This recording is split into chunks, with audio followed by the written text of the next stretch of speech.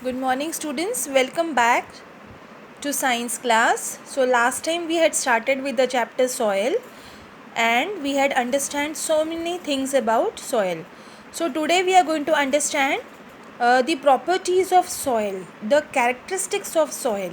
Soil कौन सी properties को exhibit करता है, soil में क्या चीज़ possible है. तो three properties we have to understand over here. First one is percolation rate of water in soil. Percolation rate का मतलब होता है रिसना, पानी का सॉइल के अंदर एब्जॉर्ब होना, जो उसका एब्जॉर्प्शन रेट है, जो उसकी स्पीड है, वाटर की सॉइल के अंदर जो एब्जॉर्प्शन होती है उसे परकोलेशन रेट कहते हैं.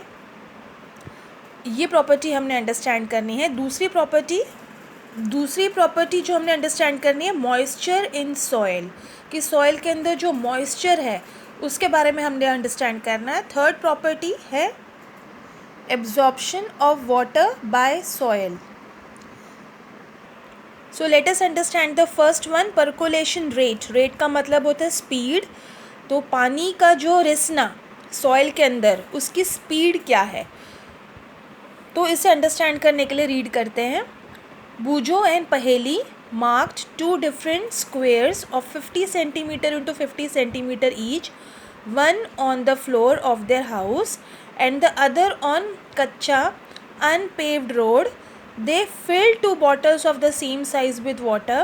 They emptied the water from the bottles, one each at the same time in the two squares. तो बच्चों उन्होंने क्या किया, ये जो बूजो और पहेली जो टू कैरेक्टर्स इस चैप्टर में लिए गए हैं, इन्होंने क्या किया है, इन्होंने टू फ्लोर का जो एरिया है 50 बाई 50 सेंटीमीटर ईच का, ये फ्लोर एरिया उन्होंने चूज़ किया. एक उन्होंने कच्ची मिट्टी, आप ये कह लो कि जो कच्चा फ्लोर होता है, और एक पक्का जो है पक्का फ्लोर है, जैसे कि एक सीमेंटेड हो गया, और एक आपका गार्डन का जो बेड है, गार्डन बेड का जहाँ पे पक्की ज़मीन नहीं होती है, सीमेंटेड रोड नहीं होती है, एक कच्चा रोड होता है और एक पक्का रोड जैसे आप कहते हो.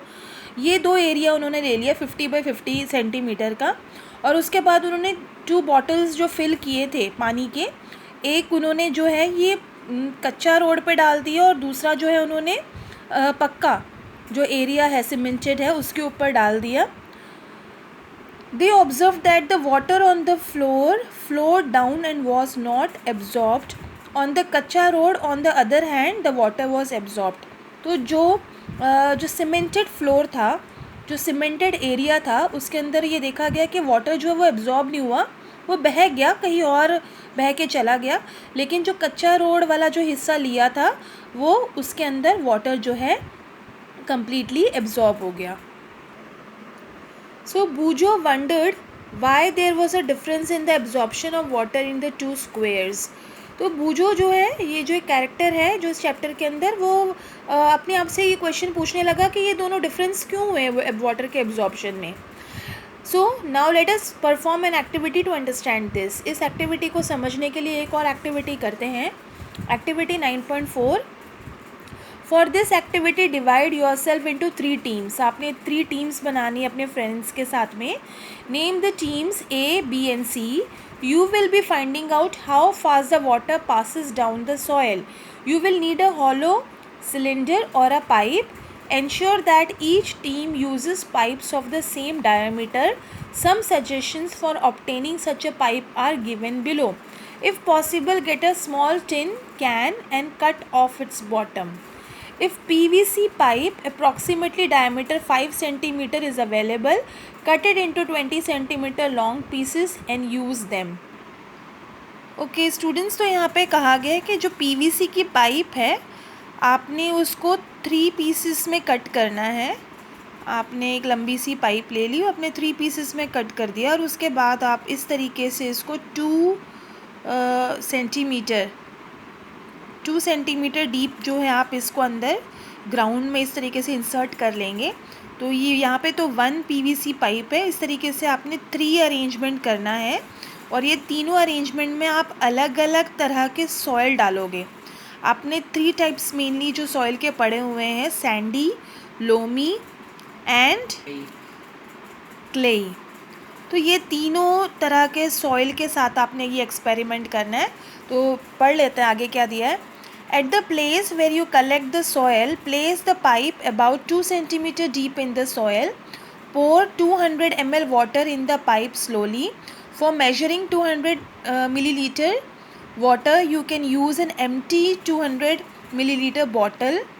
Now the time when you start pouring water, when all the water has percolated, leaving the pipe empty. Note the time again. Be careful not to let the water spill over or run down on the outside of the pipe while pouring. Calculate the rate of percolation by using the following formula.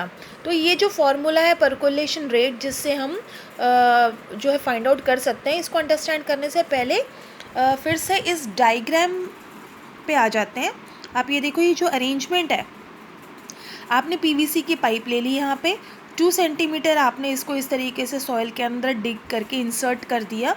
उसके बाद आप ये जो 200 ml की bottle है, ये जो तीनों तरह के सॉइल के लिए आप अमाउंट ऑफ वाटर जो लोगे वो सेम होना चाहिए। 200 ml वाटर ही आपने तीनों के लिए, तीनों तरह के सॉइल के साथ एक्सपेरिमेंट करने के लिए लेना है।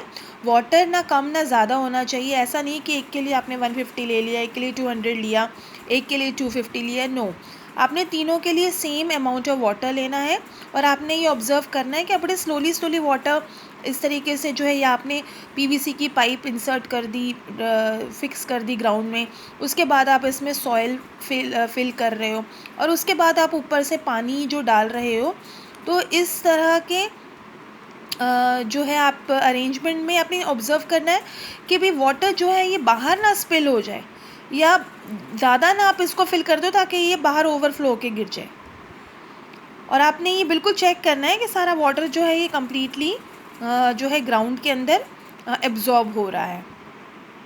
तो स्टूडेंट्स, आप तीनों तरह के सॉइल के साथ ये एक्सपेरिमेंट करोगे और यहाँ आपने ये फार्मूला में इसे पुट करना है। आपने 2 चीज़ यहाँ पे मेजर की है। यहाँ पे एक अमाउंट ऑफ वाटर जो है आपने 200 ml लिया है जो कि फ़िक्स है, और आपने जो परकोलेशन टाइम है वो नोट किया। परकोलेशन टाइम का मतलब है कि सारा पानी कितने समय में एब्जॉर्ब हो गया अलग अलग तरह के सॉइल में, तो वो है परकोलेशन टाइम। और ये दोनों क्वांटिटीज़ अगर आपको पता चल गई तो आप percolation rate of soil easily find out कर सकते हो। अब ये आप यहाँ से अंडरस्टैंड करिए। For example, suppose that for a certain sample, कोई आपने सैम्पल ले लिया क्लेई या लोमी या sandy, it took 20 minutes for 200 ml to percolate. उसे मिट्टी के अंदर रिसने के लिए, सारा एब्जॉर्ब होने के लिए 20 minutes लगा। और अमाउंट ऑफ वाटर तो आपको पता ही है, आपने फिक्स अमाउंट ऑफ वाटर रखा है 200 ml to percolate. So by putting the values in the formula, rate of percolation is equal to 200 ml upon 20 minutes is equal to 10 ml per minute. तो ये जो वैल्यू आपको मिली है, ये value है percolation rate. ठीक है स्टूडेंट्स, आपको समझ में आ गया होगा कि ये फार्मूला जो है, इससे हम परकोलेशन रेट वाटर का जो है अलग अलग तरह के मिट्टी में रिसने का जो स्पीड है, जो रिसता है, एब्जॉर्ब होता है, उसकी जो स्पीड है वो आप इस फार्मूला से जो है फाइंड आउट कर सकते हो। Now calculate the rate of percolation in your soil sample. Compare your findings with others and arrange the soil samples in the increasing order of the rate of percolation. अब यहाँ पे क्या है, आपने अलग अलग तरह के सैम्पल सॉइल सैम्पल ले लिया और उसके बाद उसका परकोलेशन रेट निकाल लिया और उसके बाद आपने इंक्रीजिंग ऑर्डर में उसको अरेंज करना है। इंक्रीजिंग ऑर्डर का मतलब होता है थोड़े से ज़्यादा या छोटे से बड़ा। तो जब आप ये परकोलेशन रेट निकालोगे तो 3 तरह के सॉइल्स आपने यहाँ पे कंसिडर किया है। आपने क्लेईस, लोमी और सैंडी लिया है। तो इस केस में मैं आपको एक्सप्लेन करती हूँ। स्टूडेंट्स, अगर आप इसमें सैंडी सॉइल लेते हो तो बहुत ही, आपको पता है सैंडी सॉइल जो है इसकी वाटर होल्डिंग कैपेसिटी काफ़ी कम है, तो उस केस में क्या होगा, वाटर बड़ी जल्दी से उसमें से एब्जॉर्ब हो जाएगा। तो इसका जो परकोलेशन रेट है वो काफ़ी जो है कम आएगा। तो आप उस तरीके से आप अंडरस्टैंड करिए कि जैसे क्लेई सॉइल आपने लिया तो उसका परकोलेशन रेट जो है वो ज़्यादा होगा। सॉरी, इसका पर्कुलेशन रेट जो है ये फार्मूला से निकलेगा, तो आप ऑब्ज़र्व करिए।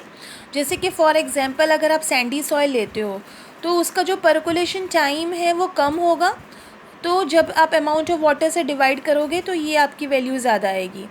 और अगर आप क्लेई सॉइल के लिए लेते हो तो क्लेई सॉइल में क्या है, पर्कुलेशन टाइम, क्योंकि उसकी वाटर होल्डिंग कैपेसिटी ज़्यादा है तो उस केस में पर्कुलेशन टाइम काफ़ी ज़्यादा होगा, और जब आप इस 200 को डिवाइड करोगे ज़्यादा अमाउंट से तो इसका जो टोटल जो फाइनल अमाउंट आएगा वो काफ़ी कम होगा। तो इन वैल्यू से आपने जो है इंक्रीजिंग ऑर्डर में अरेंज करना है कि सबसे कम वैल्यू किसकी है और उससे ज़्यादा किसकी है, और फाइनली तीनों में से सबसे ज़्यादा किसकी है। तो आप इंक्रीजिंग ऑर्डर में इसको रेट ऑफ पर्कुलेशन को अरेंज कर सकते हो। नेक्स्ट जो हमारी प्रॉपर्टी है वो है मॉइस्चर इन सॉइल, कि सॉइल के अंदर नमी होती है, वाटर वेपर्स होते हैं, यस होते हैं। आपने कई बार गीली मिट्टी देखी होगी, तो वो गीली मिट्टी के अंदर वाटर होता है, तो वो उसी को हम मॉइस्चर बोलते हैं। Have you ever pass through a farmland during a hot summer day? आपने कभी गर्मियों में आप किसी फार्मलैंड, कोई फील्ड के पास से गुजरे हो? Perhaps you noticed that the air about the land is shimmering, why is it so? Try out this activity and find the answer. कई बार आपने देखा है कि थोड़ा धुआं सा ऊपर फील्ड्स के ऊपर कई बार जो है थोड़ा धुआं सा होता है, तो वो धुआं किस चीज़ का है? धुआं कह लो या आप कह लो कि थोड़ा सा जैसे स्मोक या फॉगी एरिया सा होता है, तो वो किस लिए होता है? उसको, इस जो ऑब्ज़र्वेशन को अंडरस्टैंड करने के लिए एक एक्टिविटी करते हैं। Activity 9.5, take a boiling tube, put 2 spoonfuls of soil sample in it. आप ये ऑब्ज़र्व करिए, ये बॉइलिंग ट्यूब है, ये एक टेस्ट ट्यूब है, और ये सारा अरेंजमेंट है, ये स्टैंड है, ये बंसन बर्नर है जिससे आप इसको हीट प्रोवाइड करोगे, और आपने इसके अंदर सॉइल सैंपल ले लिया है। और जब आप इसको हीट करोगे आप देखोगे कि यहाँ पे वाटर ड्रॉपलेट्स इसके ट्यूब के इनर वॉल पे ऑब्जर्व होता है। So take a boiling tube, put 2 spoonfuls of soil sample in it, heat it on a flame, figure 9.6, and observe it. Let us find out what happens upon heating. Do you see water drops anywhere? If yes, where did you find them? तो यहाँ पे बेटा जब भी आप इसे heat करोगे कोई भी सॉइल सैंपल को, तो आप ऑब्ज़र्व करोगे कि उसमें से वाटर हीट होने पे जैसे इवेपरेट हो जाता है, वाटर वेपर बन जाता है। तो आप इसी डायग्राम में आप इस एक्टिविटी को करके वो ऑब्ज़र्व कर सकते हो कि आपने सॉइल सैंपल लिया और आपने हीट किया, तो आप वाटर वेपर इसके इनर ट्यूब में देख सकते हो। तो दैट मीन्स ये सॉइल सैंपल में नमी है, वाटर वेपर है, मॉइस्चर है। So on heating, water in the soil evaporates, moves up and condenses on the cooler inner walls of the upper part of the boiling tube. तो जब आप soil sample को heat करोगे, ये water moisture भाप बन के जो है ये अंदर की ट्यूब के ऊपर ये इस तरीके से फ्लोट करेगा, और थोड़ी देर के बाद ठंडा होने के बाद वो वापस से लिक्विड स्टेट में आ जाएगा और ये इसकी इनर वॉल्स के ऊपर सेट हो जाएगा। तो आप ऑब्ज़र्व कर सकते हो ये वाटर वेपर्स को। On a hot summer day the vapour coming out of the soil reflect the sunlight and the air about the soil seems to shimmer. तो यही रीज़न है जिसकी वजह से जो है जो एयर होती है अबाउट द सॉइल वो शिमर करती है, चमकती है, थोड़ा सा फॉगी और चमकीला सा इसका जो है ऑब्जर्वेशन होता है। After heating the soil take it out of the tube, compare it with the soil which has not been heated, note the difference between two. आपने एक गीली मिट्टी ले ली और एक मिट्टी आपने हीट की हुई मिट्टी लीजिए, आप दोनों को ऑब्ज़र्व करिए, टच करके देखिए। एक में आपको गीलापन नज़र आएगा और आपको मतलब गीलापन आप ऑब्ज़र्व करोगे, और दूसरे बिल्कुल ड्राई पाउडरी सूखा पाउडर जैसा होता है वैसे सॉइल हो जाएगी।